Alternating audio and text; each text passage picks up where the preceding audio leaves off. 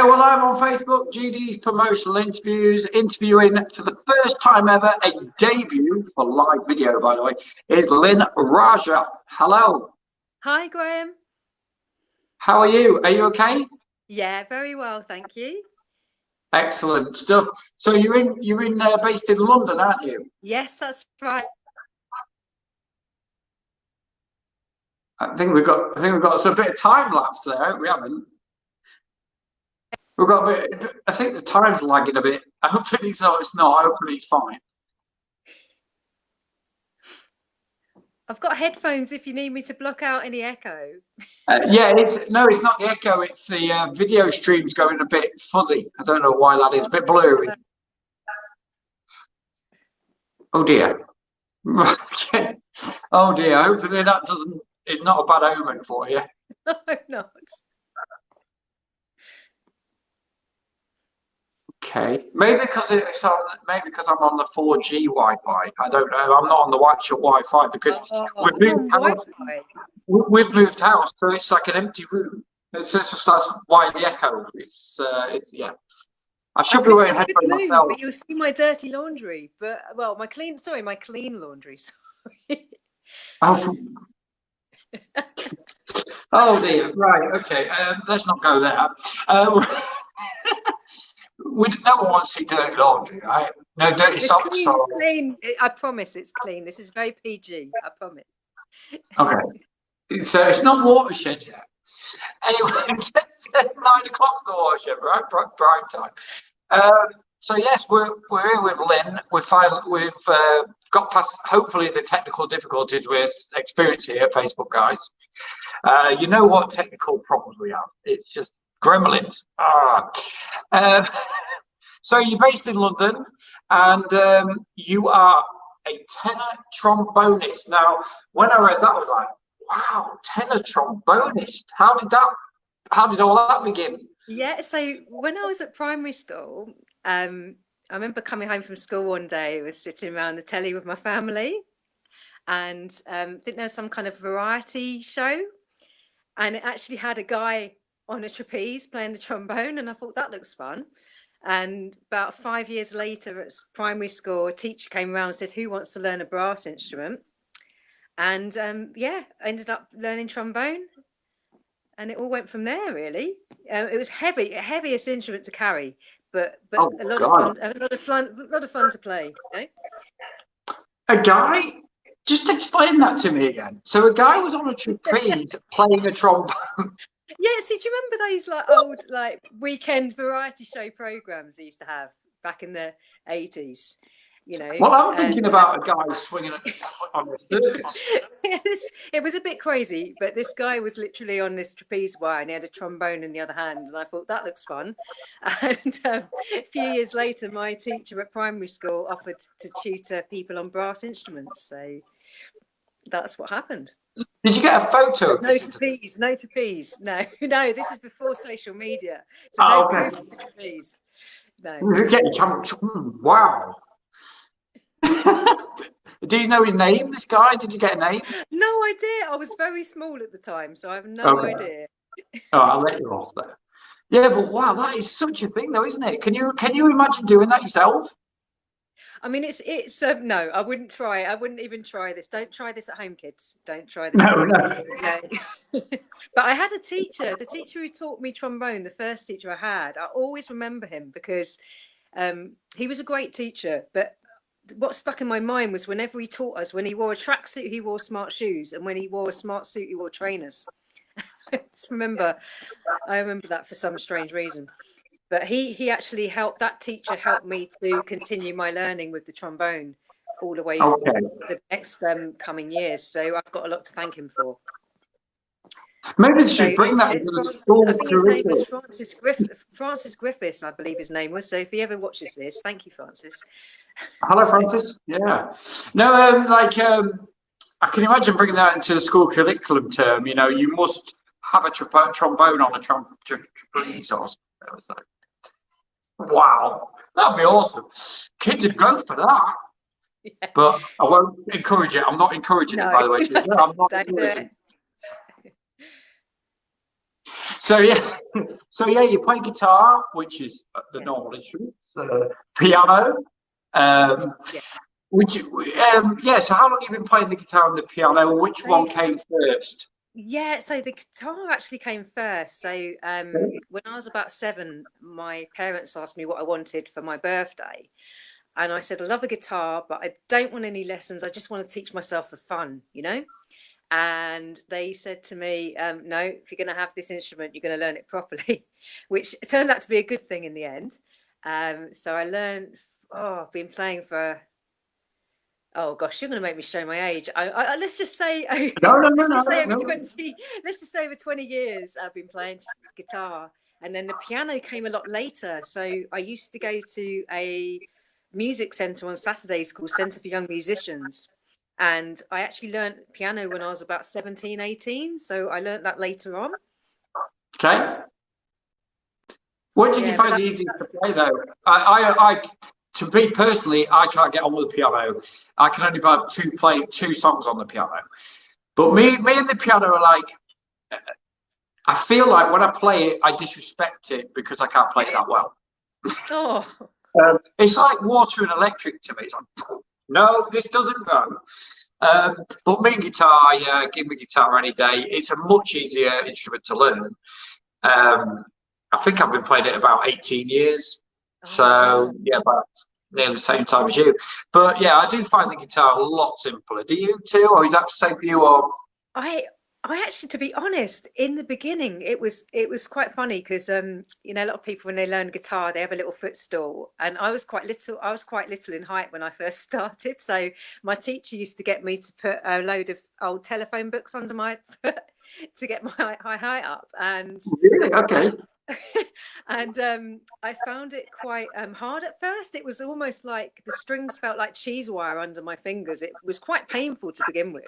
And then with a lot of practice and a few tears, um, you know, over the years, like you just got used to it, and then it flowed from there, and you know, actually enjoyed it, and it's very Well, like can be a sociable instrument or one that you can just play on your own. And well, you can easily portable, isn't it, to carry to an open mic night or a gig or anything like that. Not like the piano, of course. Just like a big brute, isn't it? But yeah. um, yeah, it's one of them things. But you've toured in Italy, Spain, Belgium, Prague, and of course, well, London, of course, with various bands. Yeah, so I used to do some orchestral playing, and so years Okay. ago I played yeah, London School Symphony Orchestra and Essex Youth Orchestra, and with the LSSO went to Spain, to Barcelona, and with the Essex Youth Orchestra we went to Prague and Italy. Um, yeah, that was pretty incredible. And then with the BBC concert band went to Belgium, so that was good fun. But the other bands were things I decked for in London. I decked for this band called the Incredibly Strange Film Band, which is a fantastic band. So I give them a little shout out. And we played at quite a few venues across the capital, so that was good fun. So, do you prefer playing in orchestras every now and then, or do you prefer doing your solo acts as you're doing now? Oh goodness. So I did enjoy the orchestral concerts. They, you did feel it was like quite rewarding at the end. You'd rehearse quite hard, it's quite intense. And then after all that hard work, having a big venue filled with people applauding you all, and it's a nice feeling. Um, but with the solo, I only recently started doing solo before COVID. I only started doing solo performances from about 2014, a few open mics here and there, like at the Rose and Crown Kentish Town and the library in Islington. That was quite nerve-wracking actually, but it was a good practice, and yeah, that was good. It was good fun. Yeah. Yeah, I was going to see how long we could get through the interview without mentioning that damn COVID. Yeah, it's Sorry. it's all right. It's it is sad that virus, the way it has shut a lot of things down. I think it's very sad. Yeah. Um, and how are you coping? Well, we'll talk about it now. I wasn't Yeah, going to, but I I was mean, I'm interested. actually, it's been quite an interesting year because I mean, last year was quite a strange time for me because I got laid off twice. So it was a Oh bit, my that wasn't so great. But one, like, I always try and think positively. One silver lining was that when it happened the second time round, I threw myself into the music and I met some like wonderful people online who, you know, who really supported me, like Nunny Boy and, you know, close friends and family as well, obviously support me. But, and, and also like Sam's Jams as well, and No Good, and yeah, quite a few other radio stations as well. Many people were really supportive, and I wasn't expecting that. It just seemed to, I don't know, the universe was like, right, you've got a bit of time now. Why don't you try and get back to doing this? Mm. Because like normally I work full time and I'm a carer, so I don't normally have time. But somehow I've managed to, now I've started a new job. I still do the carer duties, and I still manage to get time to do. I don't know how. It's just I just somehow Well, managed. But we was talking. I was just talking to Eva Schubert before your interview, and she was saying that there was a guy who she knew was a surgeon, and he well, that was his main job. But in the evenings and in the weekends, he was a professional jazz musician, and he's using that to as a break from his usual work. And oh people do it. Yeah, yeah, people do it. yeah. So how are you finding the key workers thing then? I mean that must be, is Oh that well, I'm completely actually different? not. So I'm not a carer for the NHS. But I do find, you know, I'm an unpaid carer, but I find I've just had to adapt as I go along. It has been like kind of just been having to have exceptional time management and a lot of juggling and sometimes a few deep breaths along the way. But Mhm. yeah, I mean, I must admit, going to the supermarket to get shopping for people who are vulnerable was like zombie apocalypse. It was quite threatening. So I suppose Yeah. trying to be so protective, anyone who wasn't being so considerate, I'd be doing diagonals. But I've actually, yeah, coped okay, actually, I have to say. And the people I care for have been very calm and very, I just keep them in the loop about everything. And yeah, Well, managed okay. isn't it quite incredible? You know, you stood there at a shelf and you get time to. I think it's better because you stood there and you're looking around for forever at stuff. It seems like forever, and you think, "Oh, I know where stuff is now." You know, and and I don't know what prices they are as well because you can look time to look at the prices. It's an amazing thing. Time to think. Because normally around shops you go wham wham bam and you don't see anything. You don't, you know. No, But yeah, but there the again, you way, see, yeah. you get the impatient ones. You stood there, and all of a sudden, where did you come from? You know, sorry, love, I think you find it's social distancing. Yeah, well, I just wanted this room, and that's it. Anyway, I'm really speedy. Actually. I'm a bit like Dale Winton's supermarket sweep. I'm like, right, this is what I'm getting. I'm just like whoosh. but did you find the cash? Oh, I've just like I've got my card ready, like tap done. See you later. God. Did you find the 10 grand though, or whatever it was, 2 grand or something, or whatever? You got to find that in the shop, you know, give you a bit of incentive. Yeah. Anyway, back to your music, and you've played in the Barbican, the Cargo Club, and the Yeah. Hammersmith So the and the cargo club Hammersmith was a bit Palace of as an well. interesting. Sorry, Graham.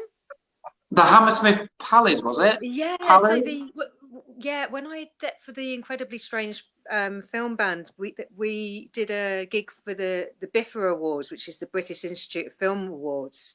So Oh, we performed at Hammersmith Palais, but the Cargo Club was quite interesting. I was with a band called Pneumatic Family, and there was about 9 of us on the stage, and we had a band manager, and he actually put yellow tape on the edge of the stage so we didn't fall off the edge because it was actually that small. yeah, Yeah. just yeah. This is your line. Do not cross. That was in that day was in front of full clubs. They like full audiences. Yeah, so that was like a full audience at the Cargo Club. That was with Pneumatic Family, and but eventually I left them because um, I don't know. It's just in the end, it was like it was a long time ago. I was with them actually, but yeah, sometimes rehearsals get cancelled and you wouldn't be told, and I was just like, in the end, that just kind of naturally like finished really. But it was interesting. It was certainly interesting. Yeah, so you get about a bit, which is great. And also you performed in the world debut of UNICEF, We Are Yeah. the Future. Yeah, so Yeah, tell us a years, bit about yeah, that. yeah, yeah. So that was years ago. So the Saturday Centre I went to, the CYM, that what they used to do holiday courses, and I think I might have got into their London School Symphony Orchestra at the time, and so they picked out a few of us and we had to go and do a recording. It was at BBC Maida Vale Studios. This is going back quite a while ago now.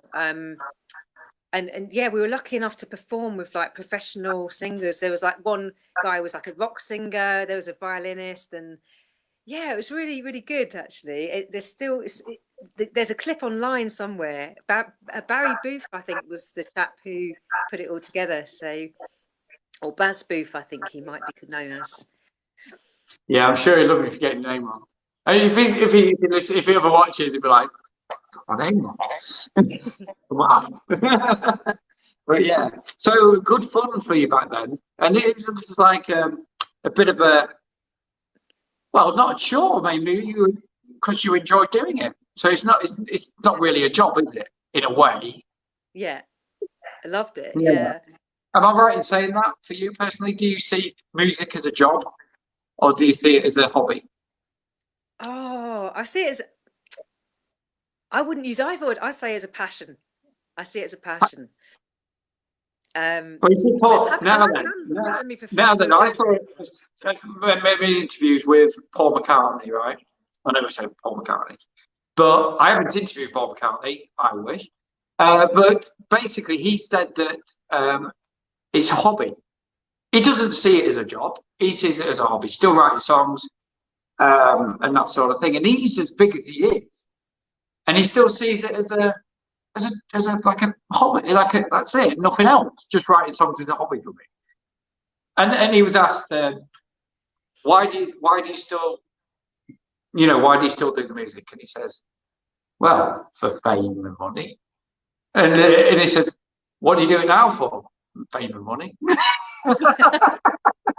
Well, he said money is great because you can give it away to charities and stuff.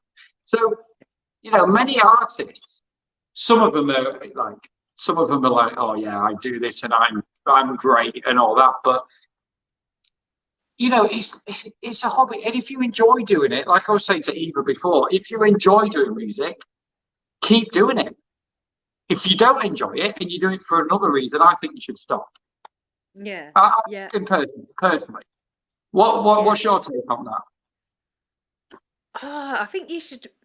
It's funny because I think as I get older, my views change. Like, I mean, now I just love doing it. It brings me so much joy. But when I was younger, I think I did I did a lot of like semi-professional gigs and things. And sometimes I get a bit upset. Like some bands are really, really great. They would like, I get like hot meal and I get paid. And there'd be some that I did gigs for and they wouldn't even give my petrol money. And I used to get a bit upset about that. But now I've kind of gone down the solo route. I mean, I at the moment I'm just enjoying the feeling of being like supported and in just having the joy of it. I mean, if I do have success with it, then brilliant. I Yeah. won't be disappointed. Yeah. So would you like? I asked Eva before, but would you go on like a reality sing show like The Voice, X Factor, Britain's Got Talent, anything like that? Does that No, appeal to you? no, I No. don't think I feel like. I mean, I feel comfortable like doing this interview with you, Graham, but I think like going on a reality show, I think I wouldn't feel so comfortable Well, going on. what do you make? What do you make of them shows? I mean, I really respect them, and I even watched them. But I Yeah, think fair enough. I do if you said too. to me, "Would you like to go on?" I think I'd be absolutely terrified, to be honest. But because it's not just going to like a certain amount of people; it's going to the whole potentially the whole nation. So But if you went on there, would you just go on it for the joy of going on there and enjoy it, and not thinking, well, if I get through, it's a bonus? yeah, I think I would like try have if I did go for it. If I was ever invited to something like that in the future, I think I would take the opportunity, and I would like just hopefully I wouldn't make any mistakes and just roll with it. But, Exactly. Now, I must confess, I did Britain's Got Talent. did you? Yeah. And I got on telly for about 3 seconds, something like that. But it was great. It was just like sit there. It was a big audition room. And at the back, there was all the dancers flipping upside down and, on the trapezes and stuff like that. And I'm sitting there on this line and that yellow line thing. And so just sit there, just play guitar. Don't look at the camera. Just play your guitar. Yeah. And this camera comes across on a track, and they say, "No, we've got to do it again. Somebody did this, or someone not looking right. The shadows cast wrong." Or something. So, and then I got all these text messages. I didn't get through Britain's Got Talent, by the way. I didn't get through the audition, but hey, it was an experience of doing it. Yeah. And then I got a load of people saying, "We've just seen you on telly." I'm like, "Where? Where?" And I watched it back, and it was like 3 seconds. Just, Oh. I was like, everyone saw that. What's going on? Wow, okay. So there you go. Yeah, I got recognised for 3 seconds. But it was the same year that guy was. I don't know if you remember. The guy was swallowing. It was light bulbs and stuff, and he was bringing them back up. I saw a guy who swallowed a chain. I don't remember the light bulb. Yeah, but I think it was him, and I was the same year as he went on it. So that's my sort of clue thing. But yeah, but experience yet again. You've played with guys like your influences. Sorry, no, you haven't played with them. You Oh wish you gosh, had. I know what you're about to say. Yeah. Thank you. Not been rude or anything. I'm just saying, in the way of playing with them on stage. Yeah. John Martin and Richard Thompson. Yes. Yeah. Yeah. Yeah, it was Big quite funny actually because I influences was for with you. my friend. My friend and I went around Covent Garden. There's a little HMV in there, and they were playing Richard Thompson on the tannoy. And I remember my friend was really sweet. What I hadn't realised, I think he'd gone off and bought this CD for me. And when we left, he said, "I got this." I think he said, "I've got this for you." And I think it was that or some other item. I bought that item and he got me something else. So anyway, that's how I remember discovering Richard Thompson's music, and then started listening a lot to folk. And then John Martin came through later. One of my bandmates recommended listening to John Martin. So.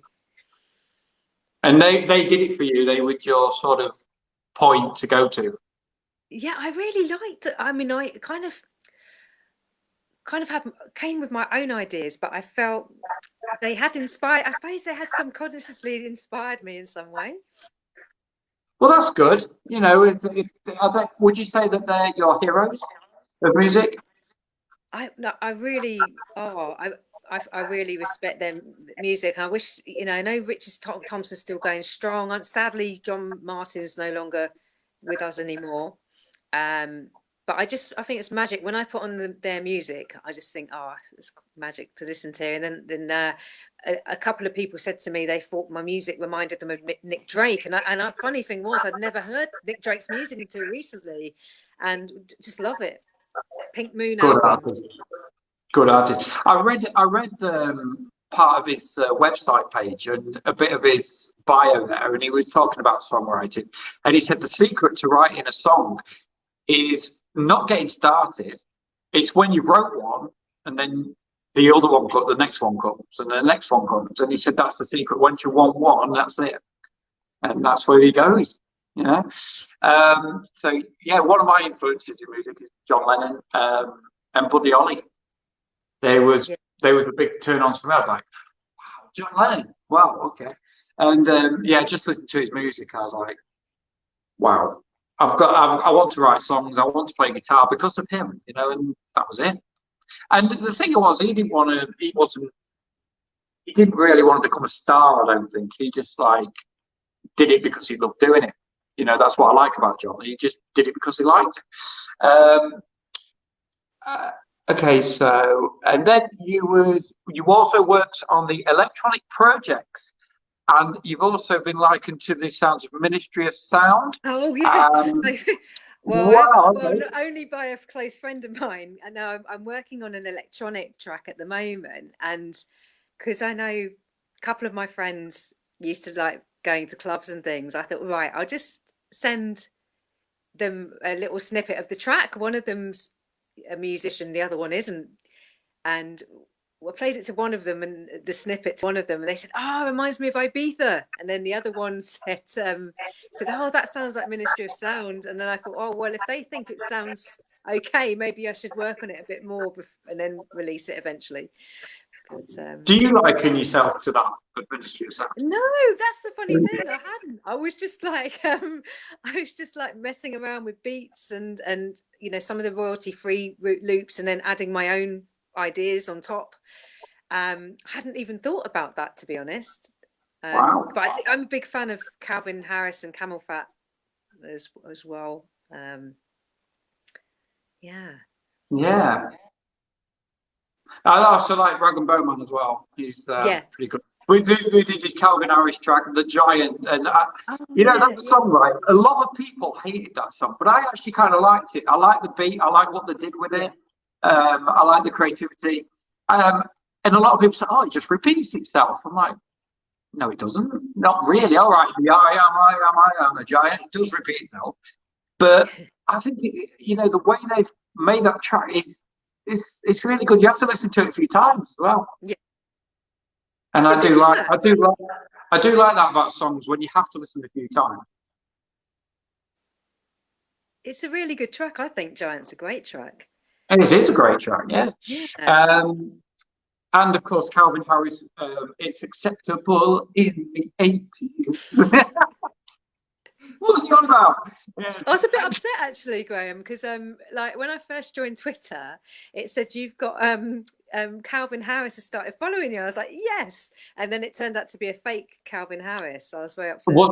Did it say verified account? No. No, it's got to have the tick on it. Yeah, because I had an interview with David Knopfler, and I did the. Well, he didn't do a video. We did it like a emailed an answer. And my brother's a big Dire Straits fan, and I asked him. I went, "Is this really David Knopfler?" and he said, "Not verified account." And I said, "Okay, well, I'll tell you what we'll do," because he said, "I'm happy to do an email with question and answers." Yeah. And I went, "Okay, well," and I said to my brother, I said, "You know Dire Straits more than I do, so you ask some of the questions, right?" And he said, "Right, I'll ask him some that only David Knopfler would know." So that's what he did. And he says, "Yeah, pretty long answers, pretty genuine." He says, "Yeah, I think it's him." And then he came back to me. David Knopfler came back to me afterwards, and he says, "So where's the interview published?" And I went, "On Facebook, on my Facebook page, right?" And he looked at it. He says, "I can only see one question on there." I was like, no, the entire interview is on there. I've just separated the answers. So, you've got separate answers. And he goes, what's going on here? What kind of interview is only on Facebook? I was like, "Chris, does this sound like David Knopfler to you?" And he goes, "Yeah, he's very argumentative." And he doesn't get on with David. Mark Knopfler. He doesn't get on with his brother at all.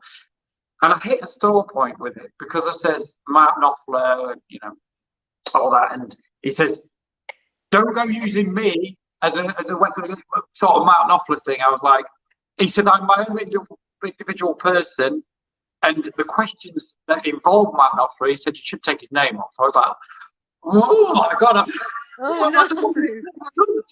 So yeah, we sorted it all out, and he was fine in the end. And he says, "Right, once I get a link, I'm happy to share it." And I was like, "Oh god, man!" Oh no. And I said to my partner, I said, have I gone a step too far here? Hmm, I'm not sure. But yeah, right, we cleared it up, but yeah, it's really weird. It's really weird, Oh, especially when you're dealing with big stars like Owen Paul. I interviewed Owen yeah. Paul. He had that song, My Favorite Waste of Time, and he was Oh, yes. fantastic. He was brilliant, and I interviewed him on video. It is on Graham, I'm so YouTube. sorry. I've got someone messaging me in the middle of our interview. I'm sorry. I've just got Oh, to okay. move their message out of the way. Oh But dear. yeah, Sorry about he was. Oh no, no, it's fine. He was fantastic. Owen Paul was, and he was so down to earth. But he didn't. I don't think he likes Marty Pello. Because I said to him, I said, "Oh, have you met Mighty Pello?" You know, I thought I'd ask him the question because he comes from Scotland and that sort of thing. And he says, "I have not met the Mighty Pello."